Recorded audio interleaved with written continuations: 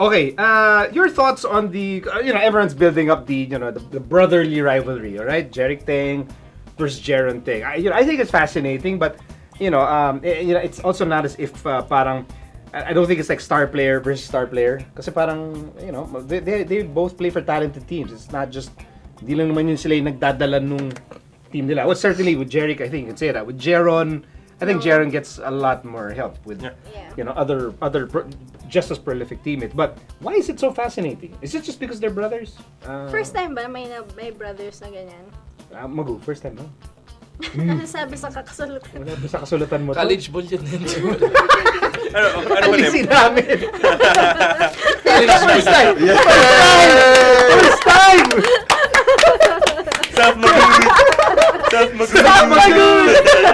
First time yan, ha? First time yan, ha? College ball yan, eh. Wow! Historic. Historic to. Ano huli? Makuan, Japskuan. Di pa yata Lago Brothers. Wala. Magkakampi yun, eh. Magkakampi. Magkakampi. Saga Brothers. Ubalde, pero... Loy Saga? Not never in this Na level. finals. Yeah, no, not in this. Na ganito yung the hype, no? The hype. Di wala. Probably. I'm tingin ko naman sa tagal-tagal ng college basketball, meron naman siguro before mga unang panahon, no? But anyway, kay Dick tsaka si Allen kay Dick. Hindi sumikat na kapatid. But anyway, so why is it fascinating? I think because they're really important parts of the team. And iba talaga na pagkatapos nyong maglaban, magkakasama kayo sa isang pamilya. I mean, sa PBA nangyayari yan. I mean, it happens. But then, magkaiwalay na uwian. 'di ba? Parang ano na kayo, you're adults. You barely talk to each other anyway. Pero ito magkapatid kayo eh. And you're minors and parang kasama pa rin kayo sa isang pamilya. It's really interesting. Tanong mo dito, 'di ba? How it happens. Hanggang isang linggo magkasama pa kayo sa isang kwarto ni Chris. Paano yung dynamic nun? Kumot. Hindi naman sila Kumot na lang. Hindi, pagka-coach ka.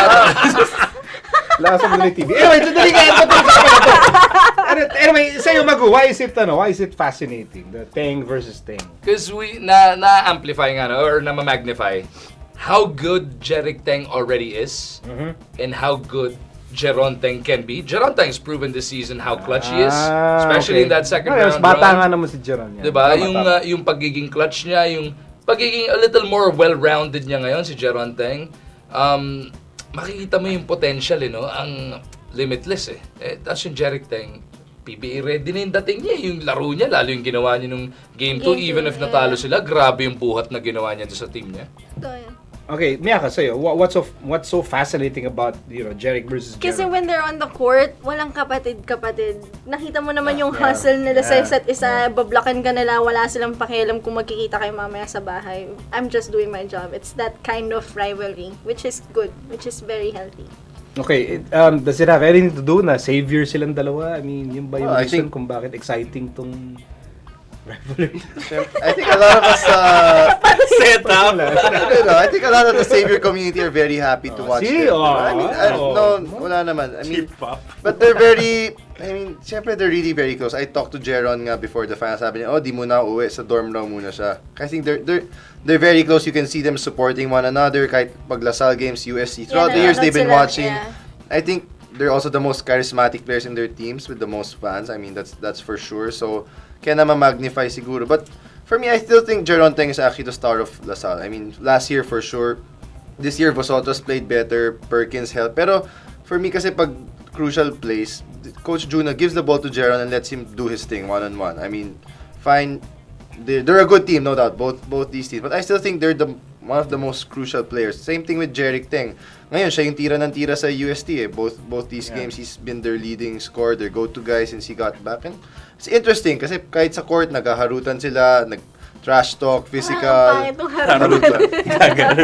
Wala asar eh. And I guess, just it's nice to watch. They're physical with one another. No brotherly love, at least on the court.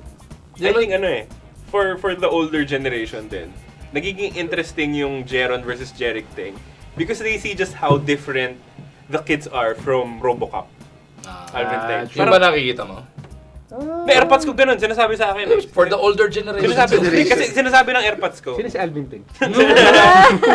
Kasi, I mean, kung hindi mo alam yung mga pangalan ng players ng UST, tatanong mo kung sino yung anak ni Alvin Teng doon, baka piliin ko si Paolo Pe. Hindi, seryoso. Tama. Sir. Tama. Pero ngayon, they're two of the best offensive threats of both teams. Interesting lang how it happened. Yung story, how it got there. Pero, alam mo, I wanted to go back to what Charles was saying na, it's nice when you see, the brothers supporting each other. Di ba makikita mo, si Jeric, magsusut pa ng green. Si Jeron, magsusupat ng Yellow. buti nga, hindi sila nagpalit ng jersey.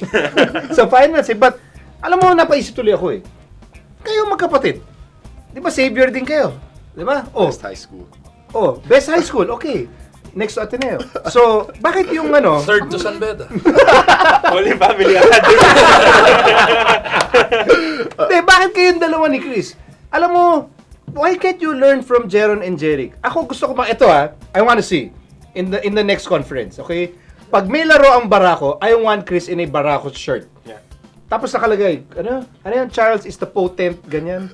Potent coach or whatever, ganyan. Kasi King assistant di ba, coach. meron si Jeron ganyan, di ba? Jeric is the potent tiger, di ba? Tapos, pag laro naman ng rain or shine, dapat ikaw, naka-rain or shine jersey ka naman dun sa stands. Una, hindi mo mapapanood yun ng game. Yun pa, walang oras yun. So, wala. Pero minsan nagtitext naman. Hurt, Nice so game. na-hurt ka. Medyo. Hindi naman. At dahil di ka pinapanood, di mo rin siya pinapanood. Nanonood ako. Grabe. Nag-cheer nga ako nung Kaya pala, mas inspiring yung Teng versus Hindi, nag-cheer ako. Hindi versus na- sa Chu versus Sige, Chu. pwede ba mag-message kay Jeron? Sige, anong message mo?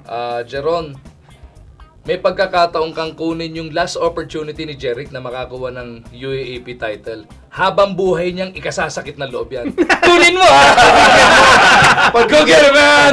You got it! You got it! Bigyan mo yung kapatid Wala mo kang mas kwentang matanda. kapatid. Habang buhay na masama loob niyan sa'yo. Para naman Pagbigyan si kuya, kasi Dapat last pagbigyan may mo 2 years yung pa siya, kuya. 3 years pa siya. Walang bigay yan. One chance na lang, Ako, ako talaga, I stand by what I said in one of our earlier episodes.